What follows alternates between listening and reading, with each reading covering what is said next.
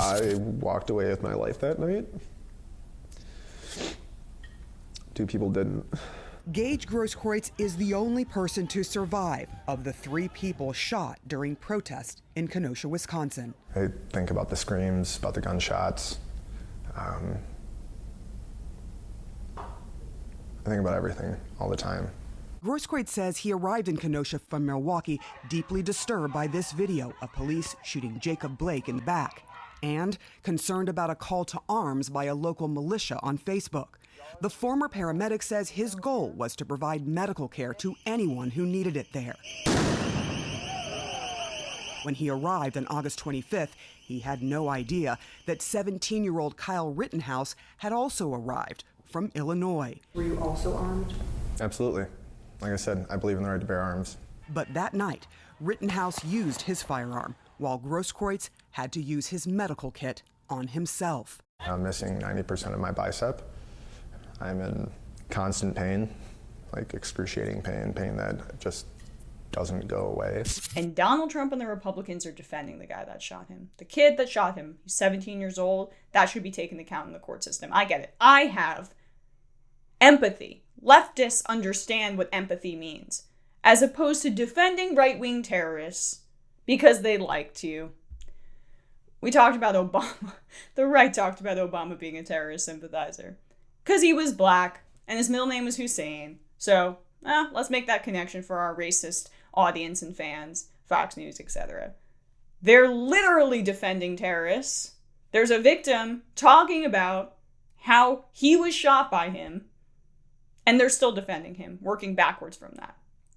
A reminder, Rittenhouse shot 3 people and killed 2 of them. Grosskreutz, who was interviewed there, Joseph Rosenbaum, and Anthony M. Huber. Those 2, the latter, died.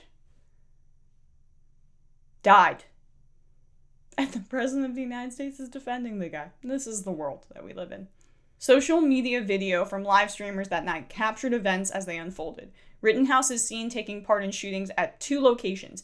In one video, the criminal complaint against him said Rosenbaum threw a plastic bag at him and tried to disarm him, and Rittenhouse fatally shot the man. In 2 other videos, Rittenhouse was seen running and people yelling and chasing after him. Someone yelled, "He just shot someone," and someone else replied, "Get his ass." Rittenhouse appears to trip and fall to the ground. He fires his weapon as one man gets close but misses, video shows. Then Anthony Huber uses his skateboard and hits Rittenhouse in the shoulder and then falls on him. According to a criminal complaint, Huber appeared to reach for the suspect's gun with his hand. Again, this was after he already shot and killed someone while holding the skateboard in the other. As Huber tried to grab the gun, the suspect pointed it at his body and fired 1 round, video shows, and the complaint reiterates. Huber was seen staggering away and then falling to the ground. He died from his gunshot wound, according to the complaint. Grosskreutz then is seen approaching Rittenhouse and is shot in the arm at close range. Grosskreutz can be seen running away. He has a large wound and his arm is not moving. You can also see a gun in the hand of his injured arm. He can be heard screaming for a medic. "I never fired my gun," Grosskreutz said. "I was there to help people, not hurt people." So for all you right-wingers defending Rittenhouse and saying it was self-defense, the first guy threw a plastic bag at him. He murdered him. The second guy, victim, threw his skateboard at him and tried to grab the gun because he just murdered someone. He shot and killed him. Then we get to our victim that we just spoke, that the CNN just interviewed there. He has a gun but didn't even fire it. And then Rittenhouse shoots him.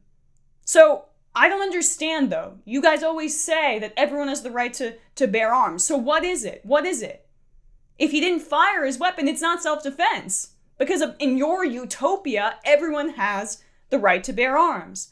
But before that, Rittenhouse already killed 2 people for a plastic bag and a skateboard.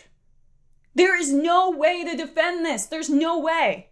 But they still try because it's not about the fact pattern. And that's why I get so sick of these conversations. It's never about the fact pattern. It's never about what actually happened. It's about their emotions. And then they pretend that they're facts and pretend they're the logical ones. and talk down to the left as if we're just seeing things from an emotional perspective. Yeah, we have empathy, but we also can understand what's right in front of us. And I just... Can you guys tell I'm frustrated? I'm frustrated by this conversation. I read the replies to the CNN piece, which I thought was really well done, and this interview with the victim. And all of the right-wingers, just self-defense, self-defense, self-defense. Yeah. It's just because he's on your team. That's really it.